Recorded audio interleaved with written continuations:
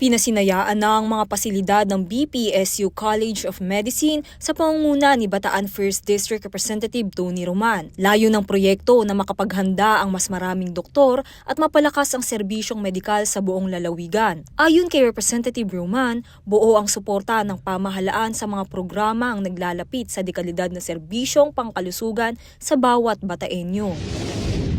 Opisyal na ring na-turn over ang flood control infrastructure sa Barangay Payasan, Lianga, Surigao del Sur sa pangunguna ni Surigao del Sur 1st District Representative Romeo Momo Sr.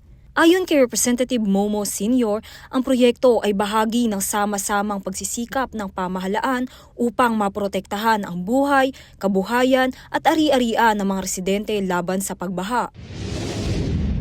Nagsagawa ng libreng blood chemistry at ultrasound services sa Baito Integrated School sa Barangay Baito, Sabang, Bulitok at Biyay, Bayan ng Santa Cruz.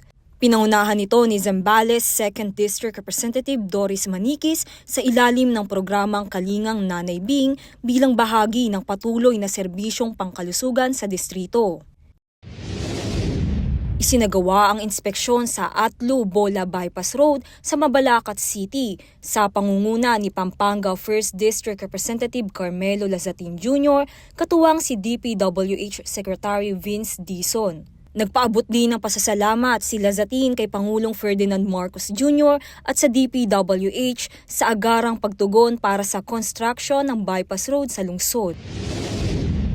Mahigit 2,000 mangrove seedlings ang itinanim sa Kabusaw Wetlands sa pangunguna ni Camarines Sur 1st District Representative Jory Horibata, kasama sa aktibidad ang iba't ibang volunteer groups. Layunin ng proyekto na mabigyan ng pangmatagalang proteksyon ang mga coastal community ng distrito.